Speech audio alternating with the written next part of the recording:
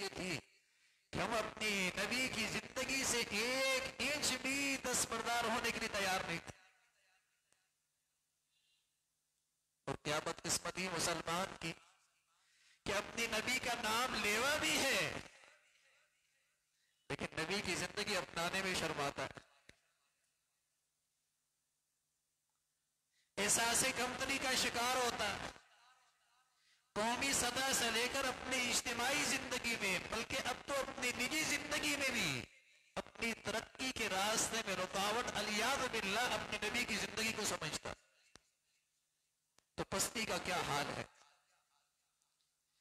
پستی اور ذلت کا پھر کوئی بھی درجہ ہو تو کم ہے جب اس قدر اپنی نبی کی مبارک زندگی کی ناقدری ہو.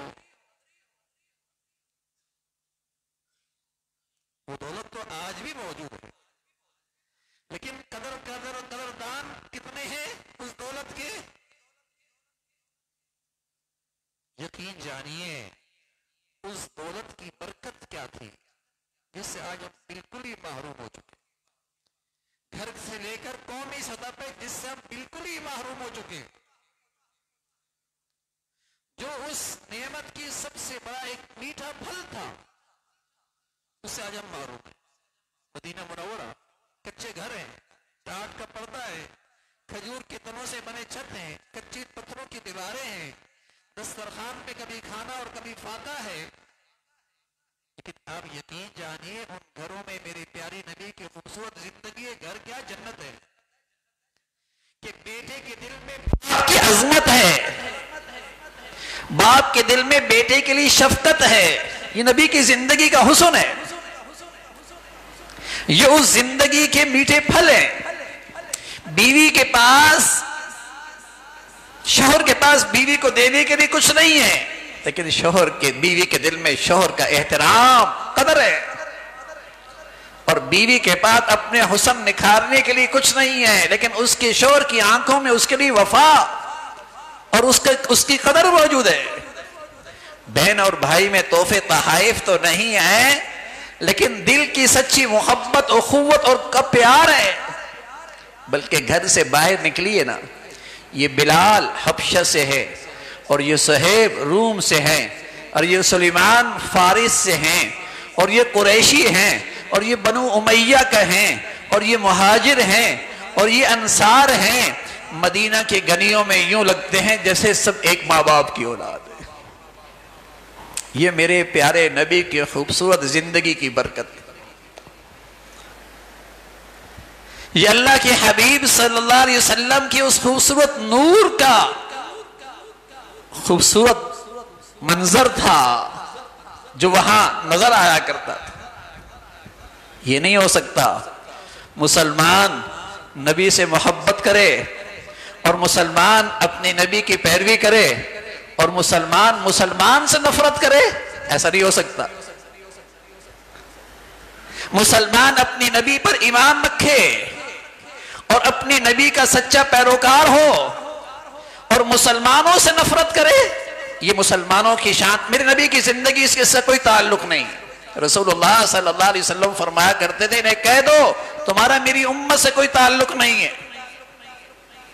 مسلمان نبی کا عاشق ہو اور نبی کا سچا پیروکار ہو اور پھر فرقہ واریت کی آگ میں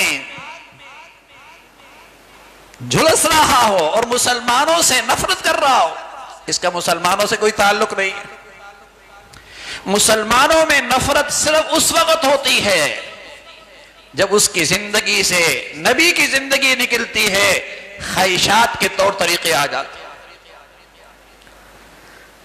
اپنی چاہت کے طور طریقے اسے وہ دین سمجھ لیتا ہے. ورنہ نبی کی زندگی میں اور مسلمان نفرت, نبی سے محبت کرنے والا اور نبی سے عشق کرنے والا اور نبی پر ایمان لانے والا اور اس کے دل میں مسلمانوں کے لیے کینہ اور بغض, اس کا نبی کی زندگی سے کوئی تعلق نہیں. اس کا تعلق کسی فرقے سے ہے, کسی گروہ سے ہے, کسی عصبیت سے ہے, کسی لسانیت کے طبقے سے ہے. نبی کی امت سے اس کا کوئی تعلق نہیں. نبی کی زندگی کا تو خوبصورت پھول ہے آپ فرمایا کرتے تھے یا بنیا ان تقدر ان تصبح وتمسی وليس في قلبك غش لأحد وذلك من سنتي ومن أحب سنتي فقد أحبني ومن أحبني كان معي في الجنة.